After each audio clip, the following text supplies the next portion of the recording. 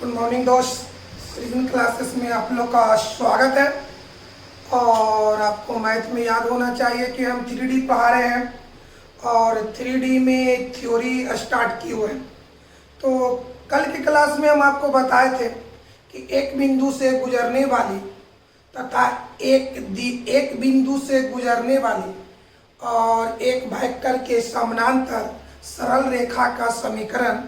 तो कल की क्लास में हम बताए थे कि चाहे तो रेखा का समीकरण हो या समतल का समीकरण हो, वो दो फॉर्म में पाया जाता है, वो दो रूप में होता है। एक को कहते हैं वेक्टर फॉर्म और एक को कहते हैं कार्टेशियन फॉर्म। तो कल हम आपको वेक्टर फॉर्म में आपको प्रूफ करके दिखाए थे। तो पिछले बात वाले याद करते हैं।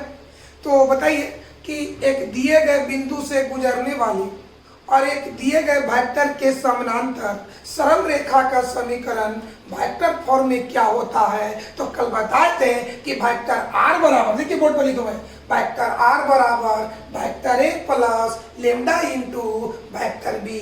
क्या? वेक्टर आर बराबर vector A plus lambda into vector B. अगर आपसे कोई पूछ दे कि बताओ बाबू एक बिंदु से गुजरने वाली सरल रेखा का समीकरण वेक्टर फॉर्म में क्या होगा, तो आंसर क्या बताइएगा?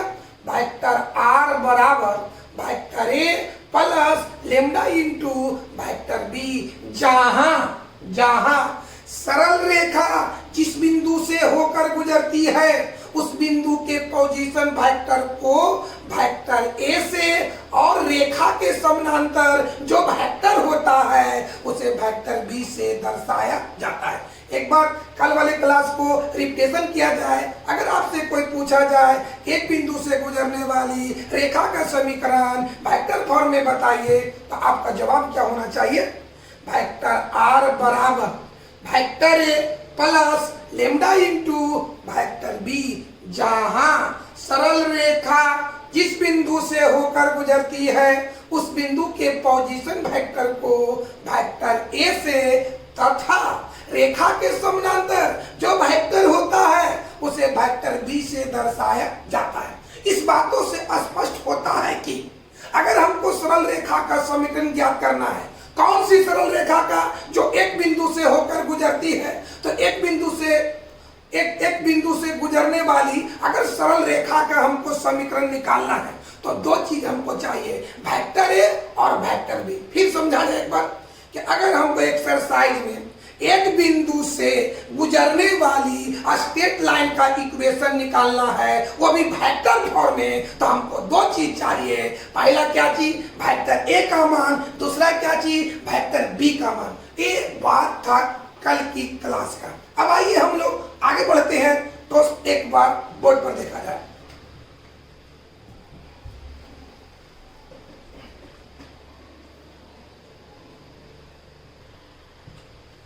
हाँ बाबू, तो आइए अब क्लास को आगे बढ़ाते हैं। तो एक बिंदु से गुजरने वाली, आपका क्वेश्चन यही है, टॉपिक यही है कि वन पॉइंट से गुजरने वाली स्ट्रेट लाइन का समीकरण। तो समीकरण दो रूप में होता है, एक वेक्टर फॉर्म में और एक कार्टेशियन फॉर्म में।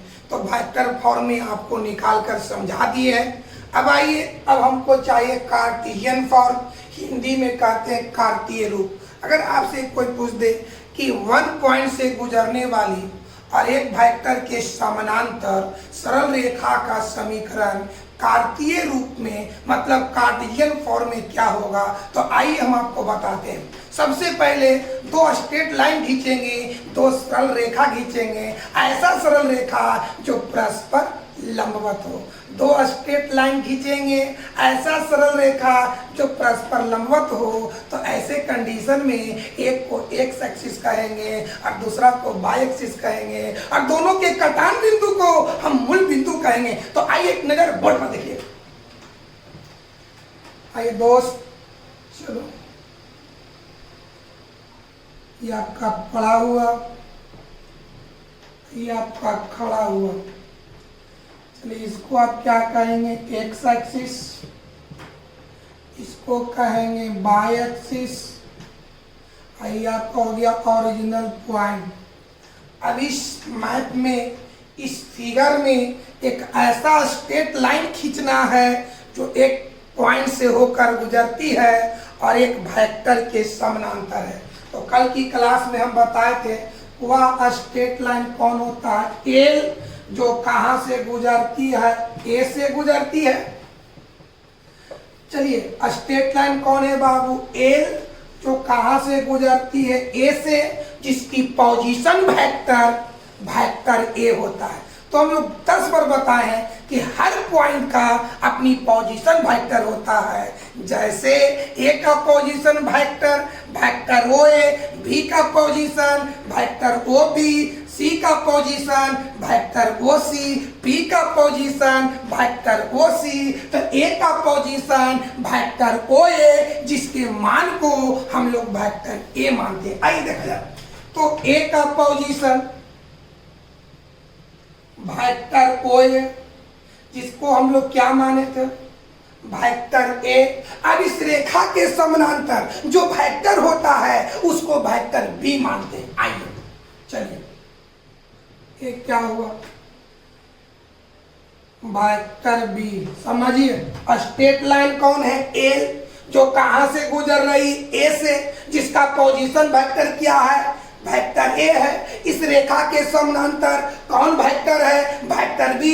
और याद किया जाए, बताओ एल रेखा पर ए बिंदु के अलावा एक अन्य बिंदु लिए थे जिसका नाम क्या है, पी। आइए एक अदर बिंदु लेते हैं।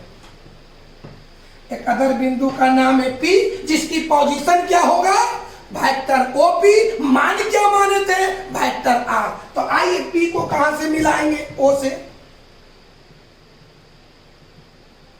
चलिए इसका मान क्या, वेक्टर आर। कोई दिक्कत है बाबू? चलिए फिर एक बार समझा जाए बाबू। एल क्या है, एक सरल रेखा है जो कहां से गुजरती है, ए पॉइंट से गुजरती है, जिसका पोजीशन वेक्टर क्या है, वेक्टर ए है। इस रेखा पर ए के अलावा क्या लिए, एक बिंदु लिए जिसका नाम क्या है, पी। पोजीशन वेक्टर क्या है, वेक्टर आर। इस रेखा के समानांतर कौन है, वेक्टर बी। चलिए अब इसी बात को आगे बढ़ाते हैं। तो समझिए बाबू, ई आपका वेक्टर बी है। तो वेक्टर चैप्टर में पढ़े होंगे कि दिए गए वेक्टर में वेक्टर आई, वेक्टर जे, वेक्टर के का जो गुणांक होता है उसे डायरेक्शन रेशियो कहते हैं, दिक् अनुपात कहते हैं। इस थ्योरी से स्पष्ट है, एक बार और समझा जाए। दिए गए वेक्टर में वेक्टर आई, वेक्टर जे, वेक्टर के का जो गुणांक होता है उसे डायरेक्शन रेशियो कहते हैं, दिक् अनुपात कहते हैं। इस कथन से स्पष्ट होता है कि हर वेक्टर का, हर सदिश का अपना दिक् अनुपात होता है। तो बताओ मेरे भाई, ये भी वेक्टर बी है तो इसका भी अपना दिक् अनुपात होगा। तो सपोज दैट वेक्टर बी का दिक् अनुपात मान लेते हैं ए बी सी। आइए इसका दिक् अनुपात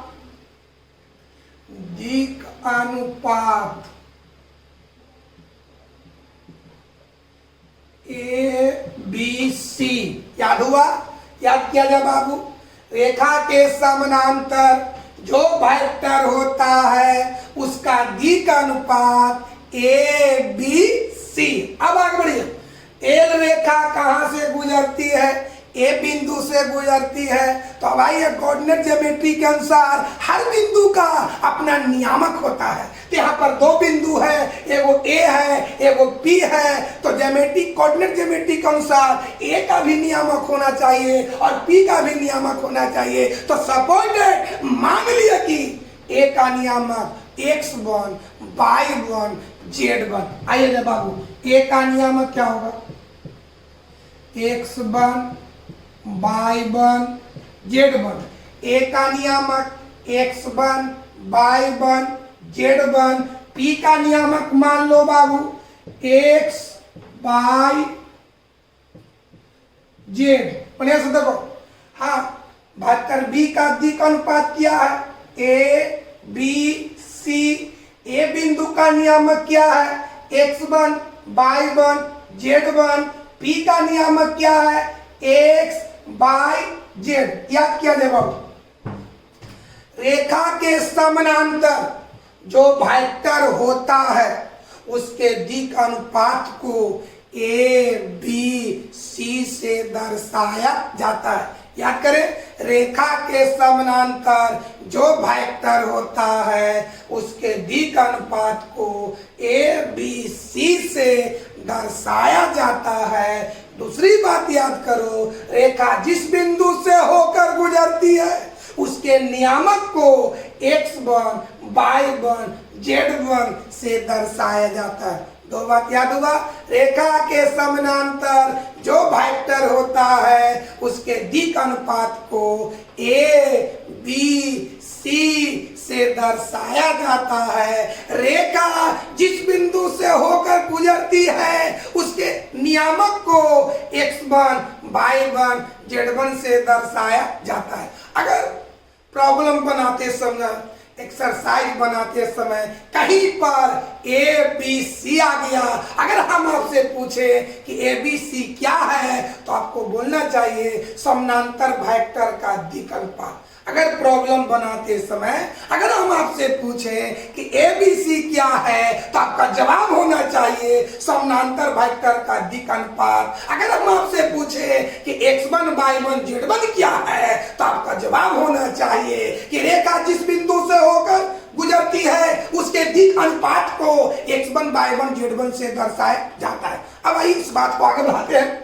तो बताओ मेरे भाई, वेक्टर बी का दिक् अनुपात ए बी सी है तो एकरा में आई से, एकरा में जे से, एकरा में के से गुना करके जोड़ देंगे तो किसका मान निकलेगा? वेक्टर बी का मान निकलेगा। अब आइए, ए का नियामक क्या है? x1, y1, z1। ए का पोजीशन वेक्टर क्या है? Vector A. तो अगर हमको वेक्टर ए निकालना हो तो क्या करेंगे? एकरा में आई से, एकरा में जे से, एकरा में के से गुना करके जोड़ देंगे। अगर हमको वेक्टर आर निकालना हो तो इसमें आई से, इसमें जे से, इसमें के से गुना करके जोड़। एक बार और याद किया जाए, अगर वेक्टर बी निकालना हो इसमें वेक्टर आई से, एकरा में वेक्टर जे से, एकरा में वेक्टर के से गुना करके जोड़ दिया जाता है। अगर हमको वेक्टर ए निकालना हो तो इसमें आई से, इसमें जे से, इसमें के से गुना करके जोड़ दिया जाता है। अगर हमको वेक्टर आर निकालना हो तो इसमें आई से, इसमें जे से, इसमें के से गुना करके जोड़ दिया जाता है। तो आइए बाबू, इसको लिखेंगे कैसे एक बार समझा जाए, एक बार और देखा जाए इसको लिखेंगे कैसे। एल क्या? सरल रेखा। तो लिखना यही है कि मान लिया कि एल कोई सरल रेखा है जो ए बिंदु से होकर गुजरती है। मान लिया कि एल कोई सरल रेखा है जो ए बिंदु से होकर गुजरती है, जिसका पोजीशन वेक्टर ए है तथा इसका नियामक x1, y1, z1 है और रेखा के समानांतर वेक्टर बी है जिसका दिक् अनुपात ए बी सी है। पैराग्राफ चेंज करेंगे, लिखेंगे एल रेखा पर ए बिंदु के अलावा एक पी बिंदु लिया गया है जिसका पोजीशन वेक्टर आर है और इसका नियामक एक्स बाई जेड है। एक बार और समझिए, फिगर को बढ़िया से समझो। एल क्या है? एक सरल रेखा है जो कहां से गुजरती है? ए बिंदु से गुजरती है, जिसका नियामक क्या है? x1, y1, z1 है। समझ में आ गया? रेखा के समानांतर जो वेक्टर है उसका दिक् अनुपात क्या है? A B C. Paragraph change करेंगे। एल रेखा पर ए बिंदु के अलावा एक अन्य बिंदु पी लिया गया है जिसका पोजीशन वेक्टर, जिसका नियामक एक्स बाय जेड है। समझ में आया? एक बार लास्ट समझिए, उसके बाद लिखते हैं। एल कोई सरल रेखा है जो ए बिंदु से होकर गुजरती है, जिसका नियामक x1, y1, z1 है। समानांतर वेक्टर बी का दिक् अनुपात ए बी सी है। पैराग्राफ चेंज करेंगे। एल रेखा पर ए बिंदु के अलावा एक अन्य बिंदु पी लिया गया है जिसका पोजीशन वेक्टर आर है, इसका नियामक एक्स बाई जेड है। चलिए देखते हैं, लिखते हैं। देखो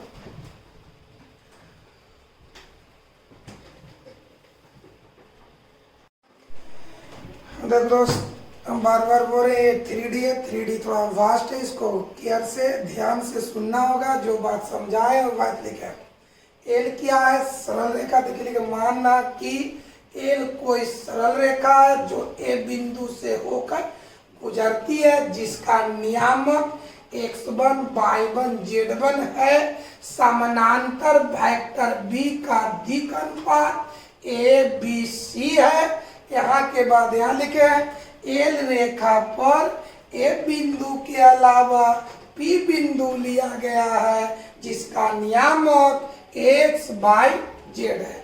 अब आइए बाबू, हमको वेक्टर बी निकालना हो तो एकरा में आई से, एकरा में जे से, एकरा में के से गुना करके जोड़ देना है।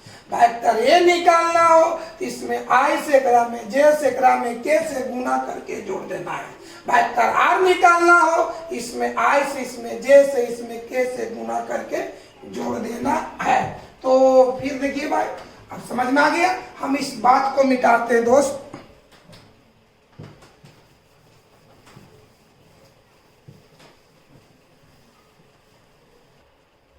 देखो, तो वेक्टर बी बराबर वेक्टर बी, इसमें वेक्टर आई से क्रम में, वेक्टर जे से क्रम में, वेक्टर के से गुना करना। तो ए गुना वेक्टर आई, ए गुना वेक्टर आई जोड़ बी गुना वेक्टर जे, तो सी गुना वेक्टर के। तो बोल वेक्टर बी बराबर क्या हुआ? ए इंटू वेक्टर आई, बी इंटू वेक्टर जे, सी इंटू वेक्टर के। चलिए वेक्टर बी निकल गया। अब निकालेंगे वेक्टर ए। इसमें उसी तरह से इसमें आई से, इसमें जे से, इसमें के से। अब बाबू वेक्टर ए बराबर x1 गुना वेक्टर आई, y1 गुना वेक्टर जे, z1 गुना वेक्टर के। इसलिए वेक्टर ए बराबर क्या होगा? x1 इंटू वेक्टर आई, y1 इंटू वेक्टर जे, z1 इंटू वेक्टर के। इस तरह से वेक्टर ए निकल गया। अब निकालेंगे वेक्टर आर। इसमें आई से, इसमें जे से, इसमें के से, अगेन मतलब अब। चल देख बउआ, तो क्या होगा? वेक्टर आर बराबर एक्स इंटू वेक्टर आई, वाई इंटू वेक्टर जे, जेड इंटू वेक्टर के। तो वेक्टर आर बराबर हो गया एक्स इंटू वेक्टर आई, वाई इंटू वेक्टर जे, जेड इंटू वेक्टर के। इस तरह से हम वेक्टर बी, वेक्टर ए और वेक्टर आर का मान निकाल दिए। ये तीनों का मान निकाल दिए। अब हमको याद करना है, हमको एक बिंदु से गुजरने वाली सरल रेखा का समीकरण निकालना है, वो भी कौन फॉर्म में? कार्टेशियन फॉर्म में। तो आपको कल के क्लास में हम आपको बताए थे कि वेक्टर फॉर्म में एक बिंदु से गुजरने वाली सरल रेखा का समीकरण आपको बताए थे। क्या बताए थे? वेक्टर आर बराबर vector A plus lambda into vector B. उस समीकरण में ये तीनों का मान पुट कर देना है, हल कर देना है, कैलकुलेशन कर देना है। जो मान आएगा वही सब, जो समीकरण आएगा वही समीकरण कार्टेशियन फॉर्म में होगा। और किसका? एक बिंदु से गुजरने वाली। आइए इस सब चीज को हम मिटाते हैं बाबू। देखिए बाबू, हाँ वो देखो, तो देखिए वेक्टर फॉर्म में जो कल हम आपको बताए थे, वेक्टर फॉर्म में 1 पॉइंट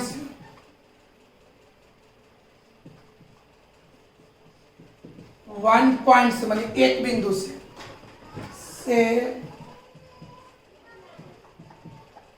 गुजरने वाली गुजरने वाली सरल रेखा माने स्ट्रेट लाइन, सरल रेखा का समीकरण क्या बताया था? वेक्टर आर बराबर vector A plus lambda into vector B. अब इस इक्वेशन में तीनों का मान पुट करना, किसका किसका? वेक्टर आर का, वेक्टर ए का, वेक्टर बी का, तीनों को मान को रख देना है, कैलकुलेशन करना है, जो समीकरण आएगा वही कार्टेशियन फॉर्म में होगा। किसका होगा? एक बिंदु से गुजरने वाली रेखा का होगा। तो आइए वेक्टर आर का मान अभी बताए हैं। वेक्टर आर का मान x इंटू वेक्टर आई प्लस वाई इंटू वेक्टर जे प्लस जेड इंटू वेक्टर के। वेक्टर ए का मान x1 इंटू वेक्टर आई प्लस y1 इंटू वेक्टर जे प्लस z1 इंटू वेक्टर के।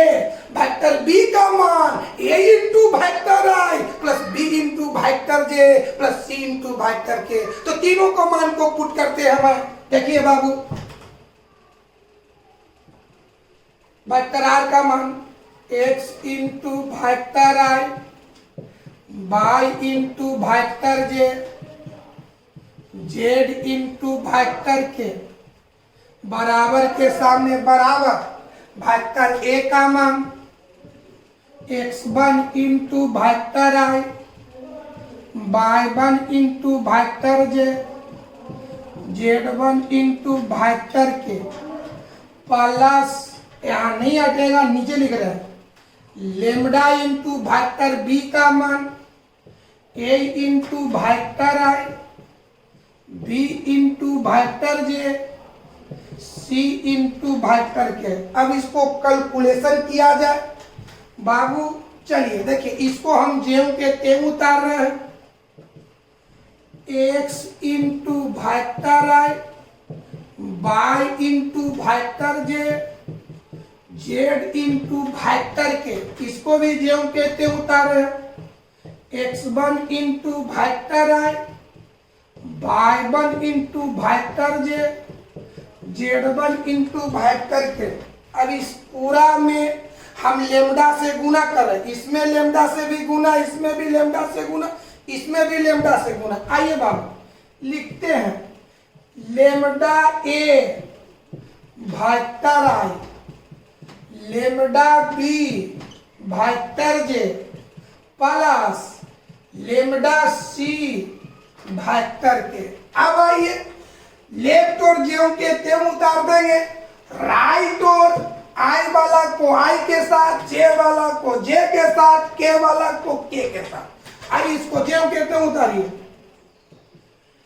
x इंटू वेक्टर आई y इंटू वेक्टर जे z into vector के, आई वाला को आई के साथ। चलिए लिखते हैं, x1 vector I plus lambda A vector, एक साथ कर दिए, जे वाला को जे के साथ लिखते हैं, प्लस y1 वेक्टर जे प्लस लेमडा बी वेक्टर जे।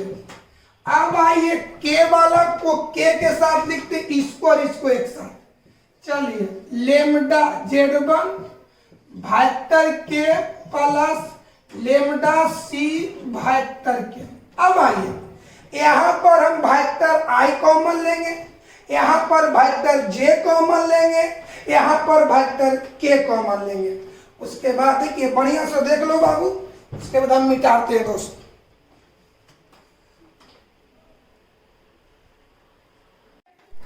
हाँ दोस्त, तो देख बउआ, इसको फिर 10 की 10 उतारेंगे दोस्त। बोर्ड पर देखिए,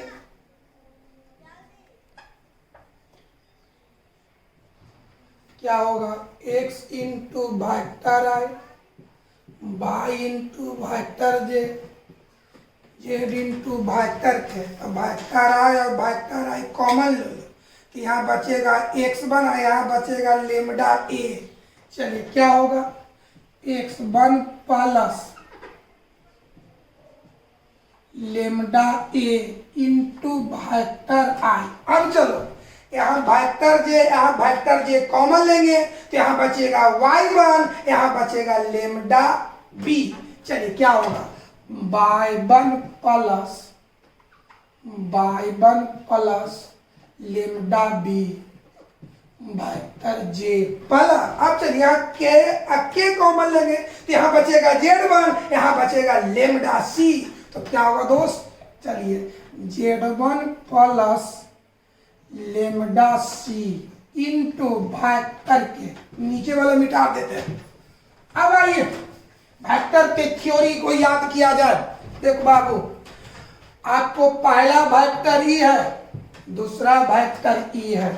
पहला ई है, दूसरा ए है, बीच में इक्वल है माने बराबर है। तो बराबर वेक्टर का थ्योरी याद किया जाए कि यदि दो वेक्टर इक्वल हो, दो वेक्टर बराबर हो, दो वेक्टर समान हो तो वेक्टर आई का गुणांक, वेक्टर जे का गुणांक, वेक्टर के का गुणांक आपस में बराबर होता है। फिर याद किया जाए यदि दो वेक्टर इक्वल हो, दो वेक्टर समान हो, तब वेक्टर आई का गुणांक, वेक्टर जे का गुणांक और वेक्टर के का गुणांक आपस में बराबर होता है। तो बताए दोनों वेक्टर बीच में इक्वल है तो इधर से आई का गुणांक x, इधर से आई का गुणांक x1 प्लस लेमडा इंटू ए। इधर से आई का गुणांक है x, इधर से आई का गुणांक a है, माने a बराबर a। वेक्टर इक्वल वेक्टर की थ्योरी से देखिए लिखते हैं यहाँ पर, तुलना करने पर इधर से i का गुणांक x, इधर से i का गुणांक x1 प्लस लेमडा इंटू ए। चलिए लिखते हैं x बराबर x1 प्लस लेमडा ए। हो गया। अब चलते हैं बाबू, इसको थोड़ा सा हल करते हैं। प्लस इधर आके माइनस, तो x माइनस x1 बराबर लेमडा इंटू ए। इधर ए गुना में इधर आके भागा में हो जाएगा। तो बताओ क्या होगा बाबू, इसलिए x माइनस x1 बटा ए बराबर लेमडा, समीकरण नंबर फर्स्ट। उसी तरह से जे का गुणांक बराबर होगा, इधर से जे का गुणांक y है बराबर, इधर से जे का गुणांक y1 plus lambda into B. चलिए y1 plus lambda into B. चलिए प्लस इधर आके माइनस बराबर लेमडा इंटू बी, ये इंटू इधर आकर भागा, इसलिए y माइनस y1 बटा बी बराबर लेमडा, समीकरण नंबर सेकेंड। अब चलिए के का गुणांक, तो इधर से के का गुणांक जेड है, इधर से के का गुणांक क्या है बाबू, z1 प्लस लेमडा इंटू सी। तो क्या होगा जेड बराबर z1 प्लस लेमडा इंटू सी, ये प्लस है इधर माइनस, तो जेड माइनस z1 बराबर लेमडा इंटू सी, ये इंटू इधर आके भागा होगा, इसलिए जेड माइनस z1 बटा सी बराबर लेमडा, समीकरण नंबर थर्ड। अब फर्स्ट सेकेंड थर्ड पर केयर करें, गौर करें, तो यहाँ भी RHS लेमडा, यहाँ भी RHS लेमडा, यहाँ भी RHS लेमडा। जब RHS बराबर हो तो LHS भी क्या होगा, बराबर होगा। यानी इक्वेशन फर्स्ट सेकेंड थर्ड से क्या रिजल्ट आएगा, इतना बराबर इतना बराबर इतना। यानी क्या होगा बाबू, इक्वेशन फर्स्ट सेकेंड थर्ड से क्या है रिजल्ट बोला जाए बाबू, यहाँ RHS का बराबर है तो LHS भी बराबर, यानी इतना बराबर इतना बराबर इतना। क्या आएगा बताओ बाबू, x माइनस x1 बटा ए, y माइनस y1 बटा बी, z माइनस z1 बटा सी। यही आपका हो गया इक्वेशन। किसका इक्वेशन, एक बिंदु से गुजरने वाली रेखा का इक्वेशन। कौन फॉर्म में, कार्टेशियन फॉर्म में। अगर आपसे कोई पूछे कि कार्तीय रूप में एक बिंदु से गुजरने वाली रेखा का समीकरण क्या होगी? तो आपको आंसर होना चाहिए x माइनस एक्स वन बटा ए बराबर y माइनस वाई वन बटा बी बराबर z माइनस जेड वन बटा सी। अगर एक बार और सुना जाए, अगर आपसे कोई पूछे कि कार्तीय रूप में कार्डियल फॉर्म में एक बिंदु से गुजरने वाली सरल रेखा का समीकरण बताएं तो क्या बताइएगा?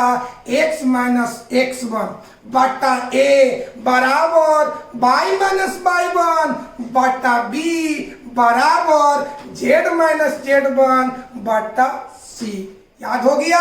अब आइए यहाँ पर अर्थ जानिए, x1 y1 z1 तीन चीज समझ आया। x1 y1 z1 दूसरा a b c।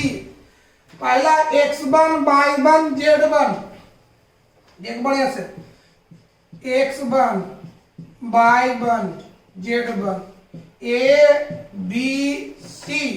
चलिए देखिए दोनों का समझिए। पहला तो समझो कि अगर आपसे कोई पूछे कि कार्तीय रूप में एक बिंदु से गुजरने वाली स्ट्रेट लाइन का इक्वेशन बताइए तो आपका आंसर होना चाहिए x माइनस एक्स वन बटा ए बराबर y माइनस वाई वन बटा बी बराबर z माइनस जेड वन बटा सी।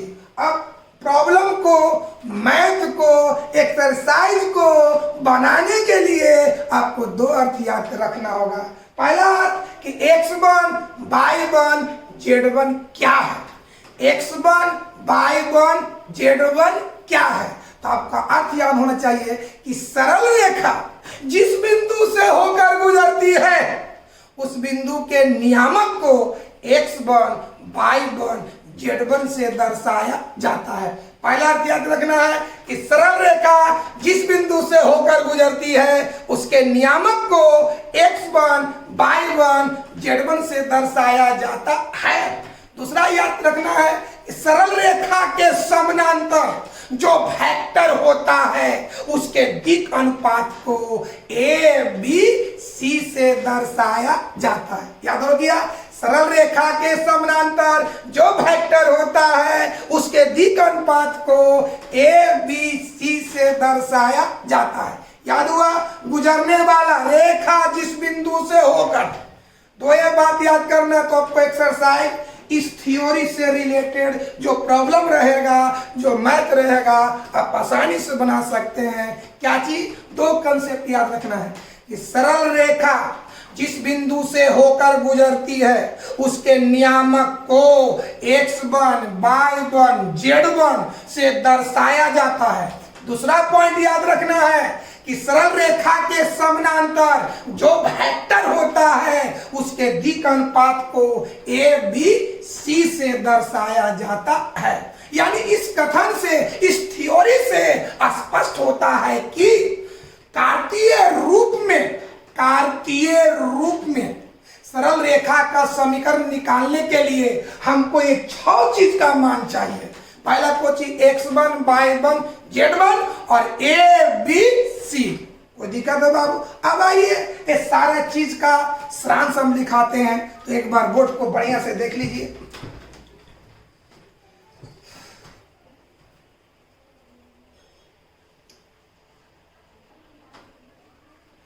हाँ दोस्त, तो आज की क्लास में हम जितनी भाषण दिए, जितनी स्पीच दिए, जितनी बात को हम बताए, उसका सारांश 3 बात याद रखना है।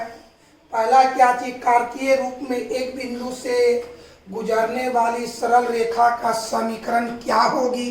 तो आपका आंसर बताना होगा x माइनस एक्स वन बटा ए बराबर y माइनस वाई वन बटा बी बराबर z माइनस जेड वन बटा सी। एक बार और याद किया जाए, अगर आपसे कोई पूछे कि उस सरल रेखा का समीकरण कार्तीय रूप में क्या होगी जो एक बिंदु से होकर गुजरती है और एक वेक्टर के समानांतर है, ये आपका किताबी भाषा हुआ। उस सरल रेखा का समीकरण कार्तीय रूप में क्या होगी जो एक बिंदु से होकर गुजरती है और एक वेक्टर के समानांतर है? तो आंसर होना चाहिए x माइनस एक्स वन बटा a बराबर y माइनस वाई वन बटा b बराबर z माइनस जेड वन बटा c। अब आइए दूसरा पॉइंट याद रखिएगा, सरल रेखा जिस बिंदु से होकर गुजरती है उसके नियामक को x1, y1, z1 से दर्शाया जाता है।